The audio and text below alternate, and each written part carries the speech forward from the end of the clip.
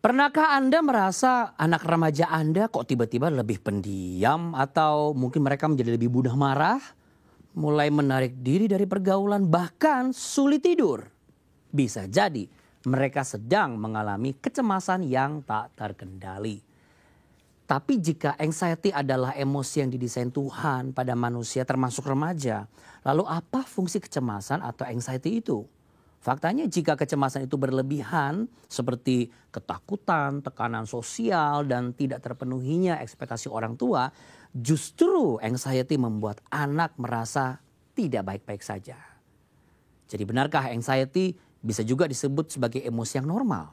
Seperti dikatakan oleh Dr. Lisa Damour, beliau psikolog dan podcaster Amerika yang memang memberi perhatian pada perkembangan remaja, menegaskan bahwa kecemasan atau anxiety sebenarnya bukanlah musuh remaja. Wow, saya pun berharap demikian. Karena faktanya beberapa remaja terpuruk karena anxiety. Bahkan ada yang mengakhiri hidup sendiri karena anxiety. Nah, untuk membahas masalah ini lebih mendalam, kita akan berbincang dengan sang ahli, yaitu Ibu Denri Suryadi. Beliau adalah seorang psikolog klinis di Klinik Morfosa dan beliau dosen psikologi Untar yang juga memang memiliki perhatian dalam bidang parenting. Tapi sebelum kita diskusi lebih jauh, saya mengajak Anda nih untuk jangan lupa subscribe channel ini, Cahaya Bagi Negeri, dan tandai like atau beri komentar Anda bila program Cahaya Bagi Negeri ini jadi berkat untuk Anda. Dan Anda juga bisa menuliskan permohonan doa di kolom live chat kami untuk didoakan oleh tim Sahabat 24. Yuk kita langsung sapa Ibu Denri. Halo Ibu Denri, selamat datang di Cahaya Bagi Negeri. Selamat pagi. Ibu Denri, langsung aku mau tanya nih ke yang sang ahli ya, anxiety. Kan dibilang kecemasan berlebihan dan lain sebagainya lah. Tapi kan ini maknanya kayaknya negatif. Tapi tadi dokter Lisa Damour tuh bilang, ini enggak sesuatu yang negatif. Kalau dari sudut pandang ibu tuh sebenarnya bagaimana? Ya, baik. Sebenarnya kalau yang namanya cemas itu memang normal ya. Itu adalah salah satu perasaan yang muncul ketika kita merasa takut atau khawatir.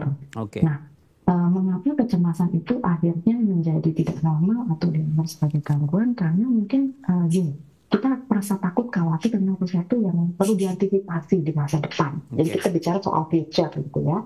Nah, anxiety atau kecemasan ini yang kadang-kadang ketika berlebihan membuat kita jadi mengantisipasinya juga jadi berlebihan, ya kan? Nah, ini yang menjadi masalah sebenarnya.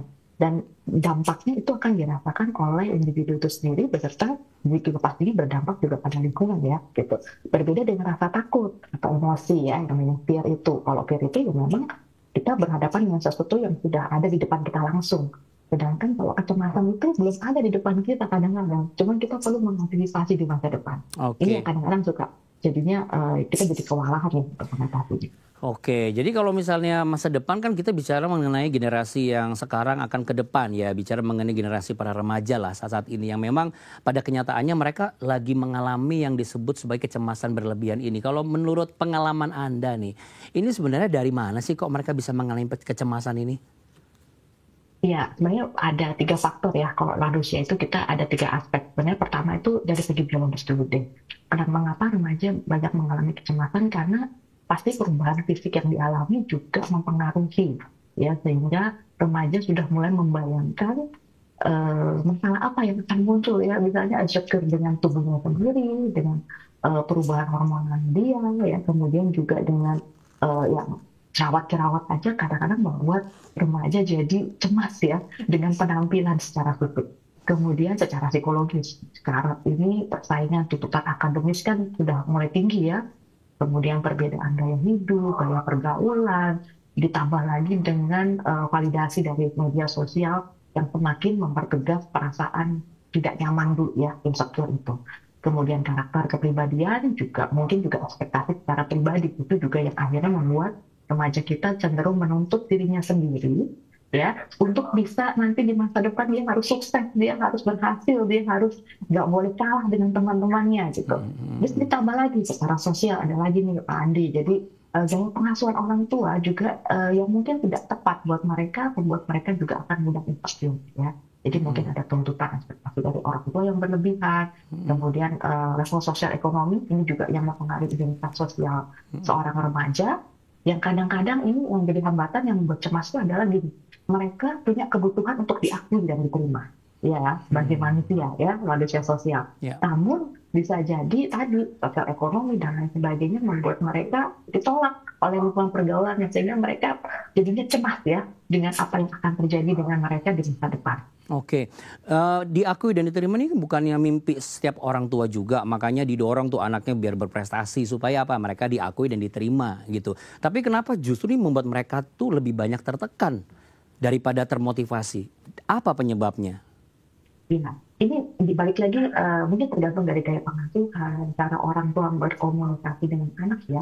Karena kadang-kadang mungkin ada orang tua yang tujuannya sebenarnya baik, ingin memotivasi, ingin mendorong anak untuk berprestasi, namun mungkin pemilihan kata-kata atau mungkin timingnya ya, waktunya yang tidak tepat, kadang-kadang membuat anak itu jadi merasa dia dituntut atau di-expect dengan standar tinggi dari orang tuanya. Mungkin Pak Andi pernah mendengar istilah toxic positivity ya. Di sini iya, karena ketika orang tua tadi banyak melontarkan kata-kata positif, sehingga membuat anak-anak itu harus merasa positif, harus jadi orang positif, harus dapat yang terbaik gitu ya.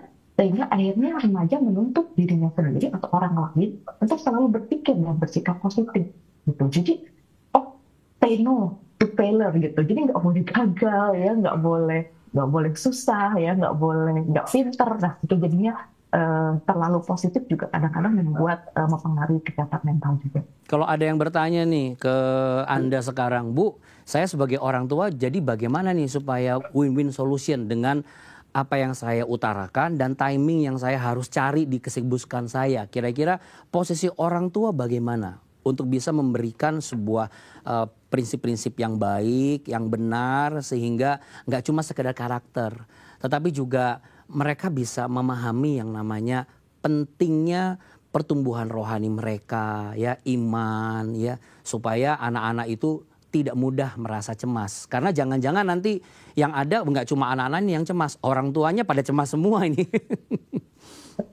Ya betul Pak Andi. Ya baik. Yang pasti untuk kata-kata sendiri ya sebenarnya kita kan selalu diajarkan diminta sebagai orang tua untuk memberikan apresiasi atau pujian kepada anak ya, untuk supaya anak menumbuh validasi. Pemilihan kata-kata ini sebenarnya bukan pada ke labelnya, misalnya kamu pintar ya, kamu ganteng ya, kamu cantik ya gitu, bukan, tapi lebih ke proses. Jadi yang perlu kita apresiasi dari anak kita, khususnya remaja kita adalah bagaimana dia berhasil melalui sebuah proses. Wah kamu sudah cukup, kamu tuh tekun banget tuh semester ini, sehingga nilai kamu ini udah baik banget buat kamu gitu. Jadi kita memuji proses supaya si anak merasa dia diapresiasi untuk bisa berjuang selama 1 semester ini kuliah misalnya atau sekolah gitu ya. Bukan pada hasil akhir dia pintar, dia jenius, dia ganteng, dia pinter dan lain sebagainya, atau dia berbakat dan lain sebagainya gitu ya. Itu. Kemudian timingnya kapan? Timingnya adalah tidak boleh juga terlalu sering. Karena kalau terlalu sering itu ibaratnya seperti orang seperti ini di brainwash untuk selalu tampil terbaik, ya kan? Untuk tampil perfect, sempurna, gitu ya. Padahal itu kita sudah tahu kesempurnaan itu justru membuat kita akan semakin tertekan, ya. Bukan karena motivasi kita sendiri, tapi karena tuntutan dari luar, gitu ya. Dan kalau bicara soal bagaimana dengan berdoa sendiri, gitu ya. Sebenarnya kan orang tua itu kan jadi role model ya untuk mengajarkan bahwa dalam setiap proses kita belajar, kita bekerja ya, kita perlu pendampingan secara rohani misalnya. Buat apa sih berdoa itu sebenarnya? Kalau secara ilmiah, secara psikologi sebenarnya berdoa itu merupakan salah satu coping stress buat diri kita. Kita jadi lebih tenang karena merasa ada yang mendampingi, ada yang memberkati kita gitu ya. Kemudian berdoa juga pastinya membuat kenyamanan emosi ya, karena ketika berdoa kita berkomunikasi ya. Kita berkomunikasi dengan diri kita sendiri, kita mendoakan orang lain, ada orang lain, dan juga pastinya kita berkomunikasi dengan Tuhan. Dan dari situ biasanya akan ada inspirasi untuk bisa memotivasi diri. Oh ya Tuhan kasih saya talenta, Tuhan kasih saya bakat gitu ya. Dan Tuhan percayakan itu kepada saya, maka saya harus menjalani prosesnya.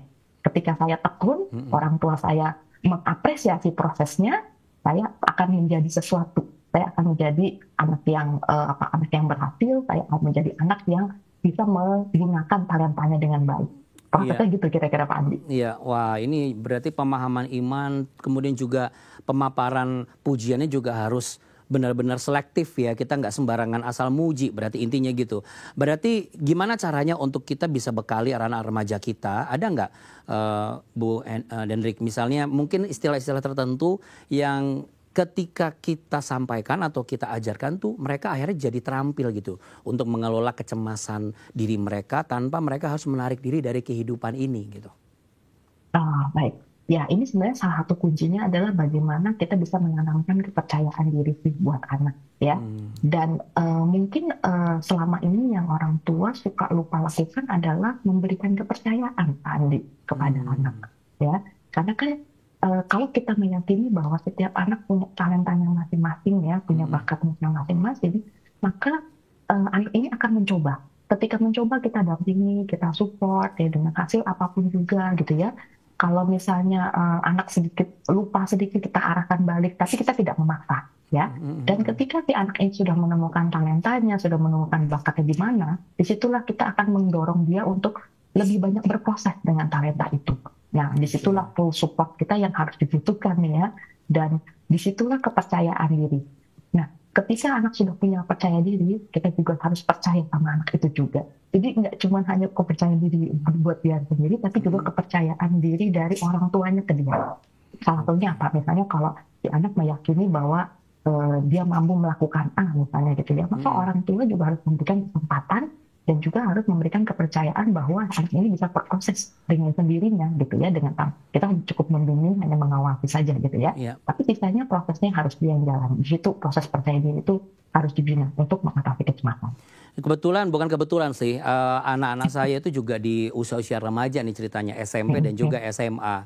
Saya sebagai Ya, orang tua juga terkadang rindu juga ada keterampilan emosional yang benar supaya mereka eh, bisa mengelola lah kalau ada hal yang membuat mereka tertekan, mereka bukan mengurung tapi mereka berani berbicara. Nah, ada nggak cara-cara yang praktis gitu untuk saya sebagai orang tua memulai sebuah dialog sehingga tercipta yang namanya komunikasi terbuka dan akhirnya anak-anak saya itu bisa lebih banyak cerita gitu. Itu kira-kira dengan cara apa sih, Bu Hendrik um, biasanya? ya, baik. Ini harus dimulai dulu dari relasi yang nyaman sebenarnya ya Pak Andi. Relasi Ya. yang nyaman ya, oke. Iya, kalau anak kita melihat orang tuanya mau mendengarkan, tidak motong pembicaraan, tidak langsung melabel atau menghakimi, Mm, maka anak kita jadi nyaman. Dia merasa dia didengarkan gitu. Jadi kita mm, harus dengarkan dulu ceritanya sudah lengkap. mm, mm, Kalau anak kita bertanya, saya mesti bagaimana ya Papa Mama, baru kita kasih nasihat. oke. Kadang-kadang ada anak yang cuma pengen cerita saja, tanpa ingin dinasehati atau digurui. Oke. Ya, itu adalah jenis relasi yang kalau menurut saya positif buat anak remaja. Ya, karena kadang-kadang bukan kadang-kadang, banyak remaja saat ini yang sudah lebih kritis dan lebih cerdas ya dibandingkan kita orang tuanya, sehingga sebenarnya dia sudah tahu apa yang perlu dia lakukan gitu. Iya, Jadi iya. ketika orang tua udah keburu menggurui, biasanya mereka langsung ngeblok gitu ya, udah nggak mau, tidak mau lagi mendengarkan orang tuanya. Di situ kadang-kadang komunikasi jadi nggak oke. Jadi kita perlu ya mendengarkan benar-benar selesai, setelah itu kita baru menanyakan kira-kira apa yang bisa kita lakukan buat mereka. Di situ mungkin remaja kita akan jauh lebih happy sebenarnya. Iya, berarti memang kalau sebagai orang tua harus mau terbuka juga untuk belajar jadi orang Tuh. tua yang menyesuaikan dengan perkembangan zaman dan juga anak-anak remaja kita Ya. ya. Supaya ada langkah nyata yang dilakukan orang tua mulai hari ini untuk menciptakan lingkungan lebih mendukung setiap remaja dalam menghadapi setiap tantangan tapi mereka tidak tertekan. Nah, maksud saya adalah bagaimana caranya tuh, Bu? Langkah nyatanya, langkah selain mendengar, lebih banyak mendengar, tidak memotong pembicaraan, apalagi yang bisa dilakukan sebagai orang tua, sebagai langkah-langkah parenting yang tepat untuk menghadapi tantangan zaman di anak remaja kita. Ya, yang pasti saya selalu mengingatkan orang tua untuk ingat kata-kata ini nih Pak Andi. Mm-mm. Koneksi kita dengan anak itu harus lebih baik daripada koneksi internet. Jadi jangan sampai peran orang tua itu digantikan oleh internet. Sebenarnya itu ya, untuk mengingatkan Menarik, kita. menarik. Jadi Ya. yang perlu kita sadari adalah dasar dari relasi kita dengan anak itu adalah sebenarnya solusi buat semua problem yang akan kita hadapi dan buat si anak juga.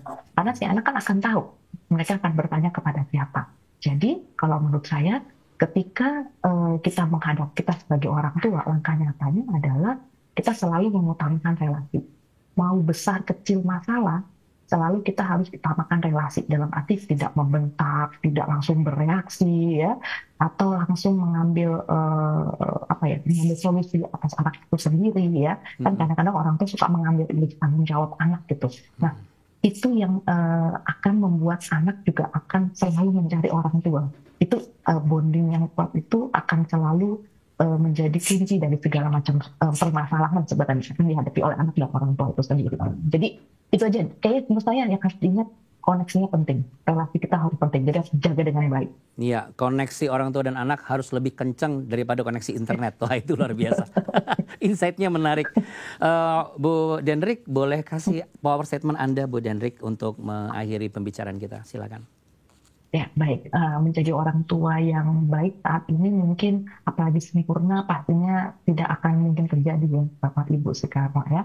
Tapi yang pasti kita akan selalu menjadi orang tua yang terbaik buat anak ketika kita juga mau bersedia untuk menjadi teman buat anak, menjadi pendamping untuk anak gitu ya.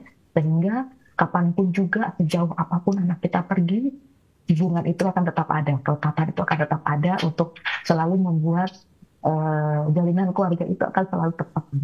Dan yang pastinya agar remaja kita terhindar dari masalah kesehatan mental. Iya, Ibu Psikolog Dendrik Suryadi untuk Cahaya Bagi Negeri. Terima kasih banyak ya, Bu. Sampai kita ketemu lagi, nanti kita undang lagi ya, Bu ya. Ya. Oke, terima kasih. Tuhan berkati. Kecemasan pada remaja bukan sekedar fase yang bisa diabaikan. Karena jika dikelola dengan baik, maka kecemasan dapat membantu mereka untuk bertumbuh dengan benar. Karena jika dibiarkan, ini bisa berujung pada stres yang berkepanjangan, bahkan depresi. Sebagai orang tua, kita memiliki peranan yang sangat penting.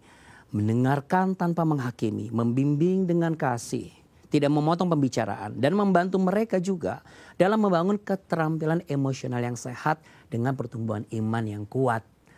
Tapi kita juga tidak perlu melakukannya sendirian. Kenapa?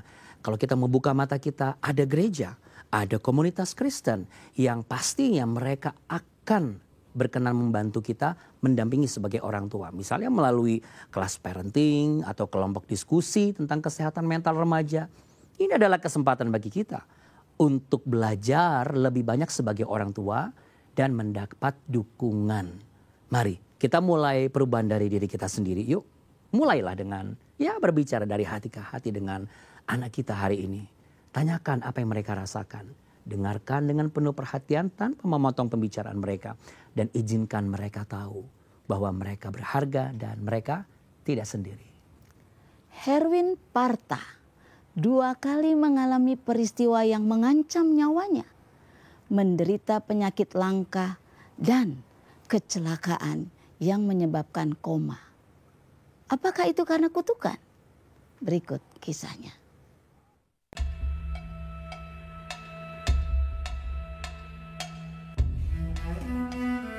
Saya waktu kecil pernah mengalami satu penyakit langka. Jadi sewaktu itu saya kena virus demam berdarah. Kala itu umur saya 9 tahun. Saya itu tergeletak di kasur. Duduk pun saya sulit. Itu terasa sakit sekali. Seperti ditusuk jarum secara terus-menerus. Kemudian seperti disilet begitulah. Kalau sedang kambuh penyakitnya. Dari situ penyakit saya berlanjut menuju kepada kelumpuhan.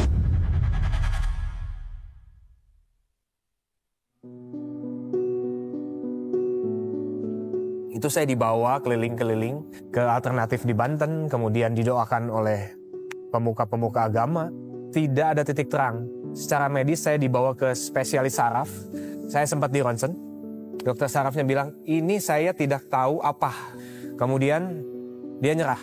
Spesialis saraf waktu itu setahu saya itu terbaik di Bandung. Ya intinya semua sudah dicoba. 9 bulan saya mengalami penyakit itu. Nah di tengah perjalanan saya masuk ke rumah sakit tulang. Waktu itu di Halmahera Bandung. Itu saya rawat inap sudah sebulan lebih. Dan dokternya juga sempat bingung mau menyembuhkannya, obatnya bagaimana, karena pada saat itu medis Indonesia belum sampai ke sana, di tahun 96 awal. Karena kelelahan sakit, terkadang saya berpikir ingin mati saja.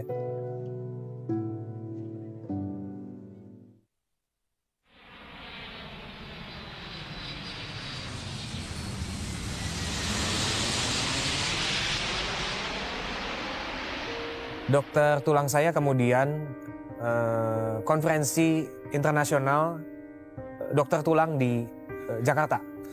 Dan kemudian dia bertemu dengan profesor dari Korea. Dan profesor itulah yang tertarik akan kasus saya. Dan profesor itu langsung ikut ke Bandung.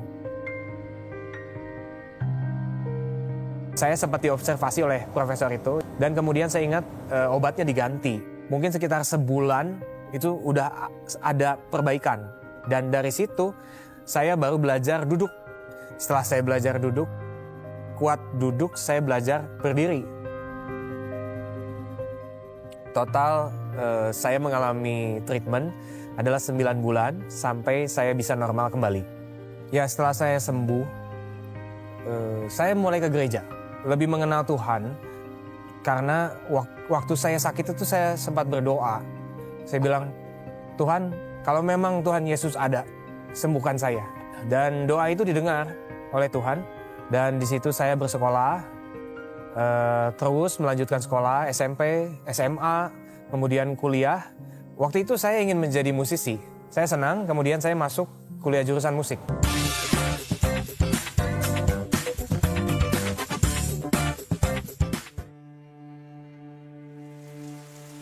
Waktu itu tahun 2007, saya pulang ngajar. Di kala itu, malam-malam saya ingat sedang hujan.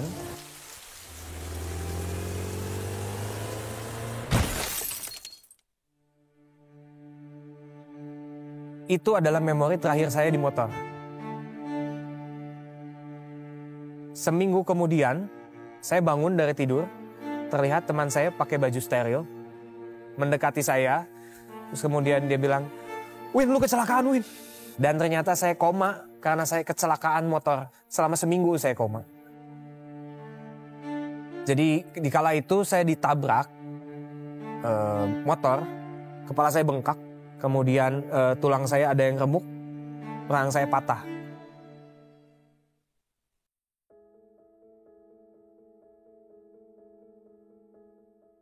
Waktu bangun dari koma, saya ingat semua, kecuali kecelakaannya. Luar biasanya Tuhan, saya nggak ingat satu detik pun memori mengenai kecelakaan. Dan saya masih ingat di operasinya habis 14 jam waktu itu. Kemudian saya harus menjalani perawatan, baik di rumah sakit maupun di rumah. Perawatan saya berlangsung cukup cepat, rapid healing. Dalam 3 bulan, saya sudah kembali kuliah. Ketika kita mengalami yang buruk, mungkin kita tidak tahu kenapa itu terjadi dalam hidup kita. Ada satu ayat di Alkitab, saya masih ingat. Kamu mereka-rekakan hal yang buruk terhadap aku, tetapi Tuhan mengubahnya menjadi kebaikan. Itulah yang saya rasakan. Saya rasa ayah saya dulu main okultisme, saya merasakan tabur tuainya. Jadi sewaktu kecil saya pernah dengar, tentunya saya tidak sadar kejadian itu. Ya ayah saya naruh saya di kasur, ada lilin-lilin banyak. Ya saya pikir itu untuk tujuan okultisme. Entah itu apa, saya juga nggak paham dan saya nggak nanya juga. Ayah saya sudah almarhum. Tapi saya pikir itu ada ikatannya dengan kuasa gelap. Ya. Jadi saya merasakan bahwa tuaian bagi iblis adalah ketika saya SD sakit keras, kena virus.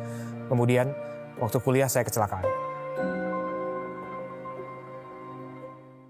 Tapi Tuhan mengubah itu semua. Yang iblis mungkin mau saya cacat seumur hidup, cacat mental, atau bahkan mati. Tapi Tuhan menghancurkan rancangan jelek itu dan mengubahnya menjadi kebaikan.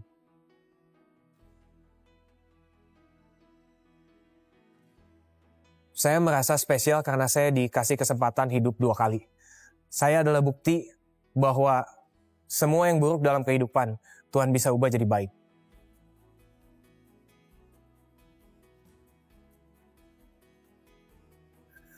Jangan sia-siakan hidup hanya karena hal buruk terjadi dalam hidup kalian.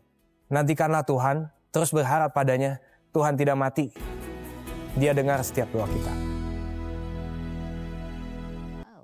Iman dengan biji sawi bisa memindahkan gunung ya. Ya.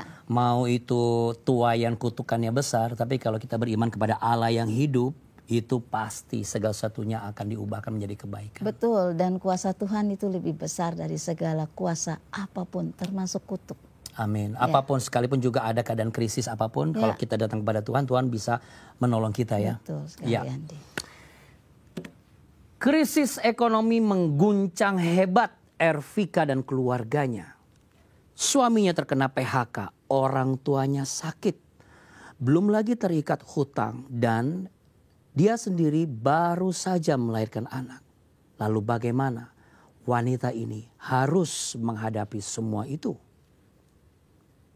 Nama saya Ervika, asal saya dari Madiun, Jawa Timur. Saya penjual nasi pecel. Waktu itu ya keadaannya itu sulit, Mas. Ibu itu sakit, ninggalin hutang juga banyak. Suami juga di PHK. Terus akhirnya saya kan habis melahirkan kan itu. Terus akhirnya saya jualan ini ya cari modal tuh malah nambah hutang-hutang lagi cari modal itu.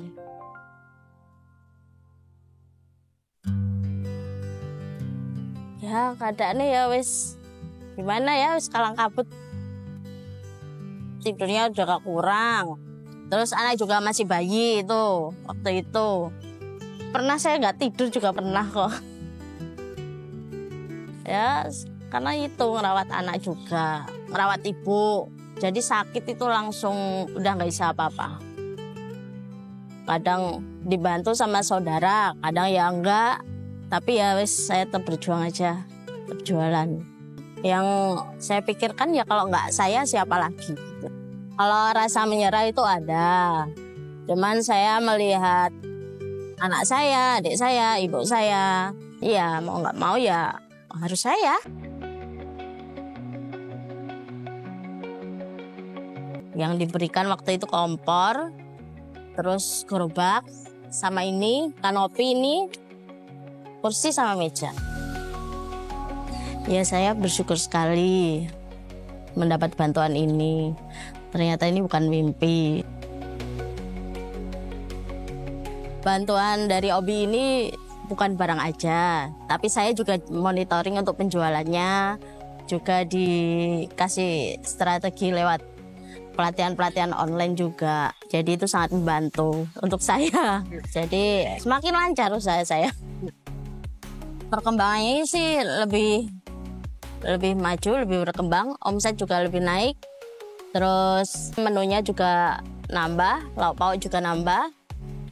Sama saya juga sering dapat pesanan dari pernikahan, juga orang punya hajatan gitu. Sering sekali. Sekarang hasil dari dampak jualan ini tuh sudah bisa untuk memenuhi kebutuhan sehari-hari keluarga saya. Memenuhi kebutuhan ibu saya, memenuhi kebutuhan adik sama anak saya juga sudah tercover. Saya juga bisa buka cabang kedua juga di sana. Ya, puji Tuhan lah. Saya bersyukur kepada Tuhan karena Tuhan itu sudah mempertemukan saya dengan Obor Berkat. Dan saya dapat bantuan dari Obor Berkat dan usaha saya semakin maju dan lancar.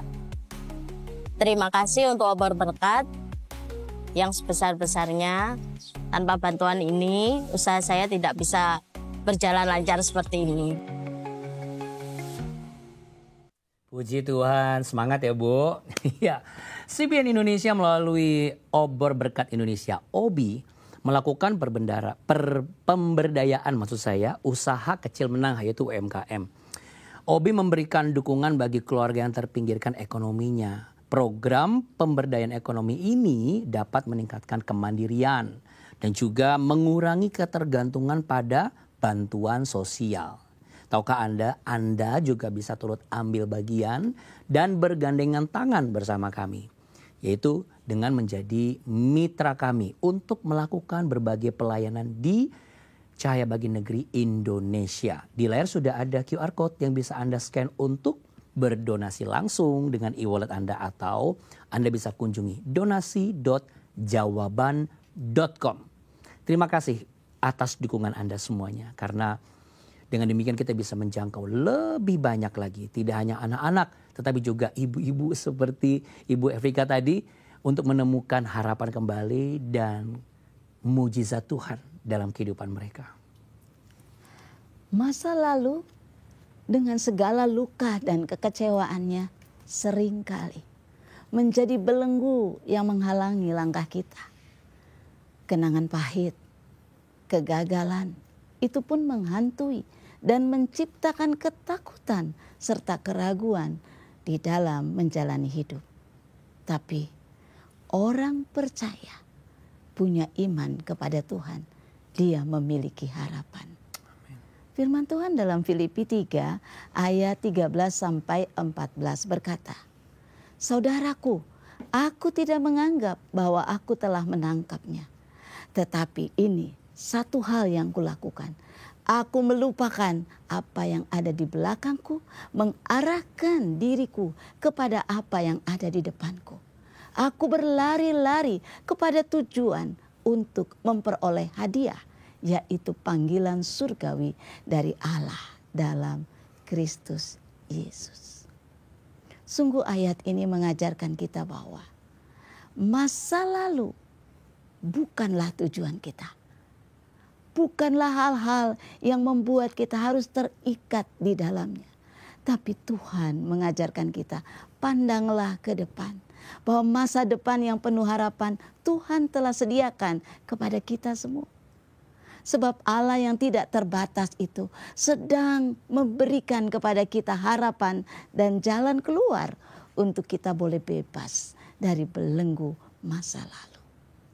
Kalau itu adalah Anda yang hari ini berkata, aku terikat oleh trauma yang membuat aku pahit sampai hari ini dan aku dendam. Jangan biarkan dendam memenjarakan engkau. Ampuni orang yang menyakiti engkau. Lepaskan mereka. Karena dalam Mazmur 103 berkata, Tuhan tidak pernah dendam. Tuhan tidak pernah menghitung kesalahan kita. Maka kita pun lepaskan setiap orang yang melukai kita. Kalau engkau terikat dengan hutang yang sampai hari ini engkau lihat hutang itu begitu besar, dengar baik, Tuhan lebih besar daripada hutang itu. Dia Allah yang setia, Allah yang membuka jalan di saat engkau berkata tidak ada jalan. Dan engkau yang berkata, aku sedang tidak baik-baik saja. Aku sedang siap untuk bercerai. Dengar baik. Tuhan telah mempersatukan. Mari bergandengan tangan dengan pasanganmu dan izinkan Tuhan memulihkan rumah tanggamu. Saat ini kita mau berdoa. Mari kita menghadap Tuhan dengan iman yang besar bahwa Tuhan kita sanggup untuk melepaskan kita dari setiap masa lalu, dari setiap belenggu.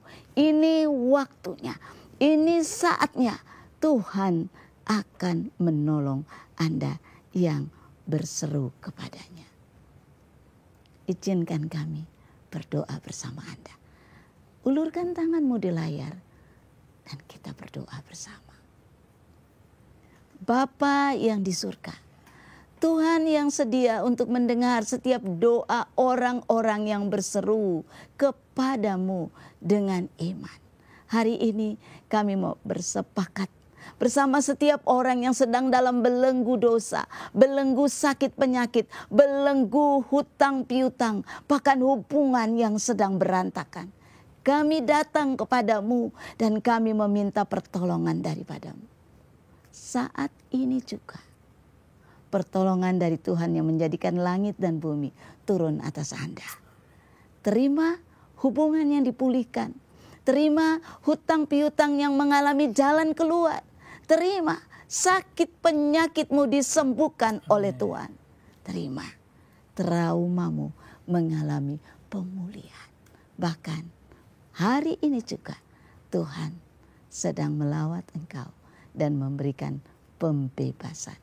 Bila engkau percaya, saat ini juga engkau mengalami pemulihan, kelepasan dari Tuhan. Yang sepakat dan menerima mujizat dari Tuhan ini bersama, kita katakan amin. Amin. Wow.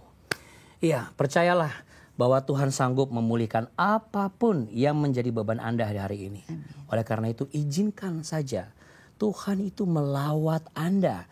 Karena saat ini kami juga percaya Dia sedang bekerja untuk menyatakan kasih dan mujizatnya bagi Anda. Jikalau Anda membutuhkan teman berdoa atau Anda butuh tempat untuk Anda bisa ceritakan pergumulan Anda, hubungi saja Sahabat 24. Karena itu adalah langkah yang benar dan tepat. Tim konselor kami akan siap mendengar, mendoakan Anda setiap hari, 24 jam sehari, 7 hari dalam seminggu, pokoknya every day, never stop. Ya, ini kesempatan Anda untuk menemukan kembali ketenangan, kekuatan, dan mujizat melalui kuasa doa bersama-sama. Hubungi segera kami di layar, ada nomor-nomor yang bisa Anda catat, Anda hubungi langsung, dan izinkan kami berjalan bersama dengan Anda, menemukan kembali iman dan pengharapan di dalam Yesus Kristus Tuhan. Tuhan senang kepada orang-orang yang takut akan Dia. Amin. Kepada orang-orang yang berharap akan kasih setianya. Yes. Mazmur 147 ayat 11. Terima kasih sudah mengikuti Cahaya Bagi Negeri. Jika Anda terberkati dengan topik hari ini, berikan like, share video ini ke banyak orang supaya mereka juga diberkati. Dan jangan lupa juga subscribe channel Cahaya Bagi Negeri supaya Anda terus mendapatkan konten-konten terbaru untuk mengubah hidup Anda semakin dahsyat.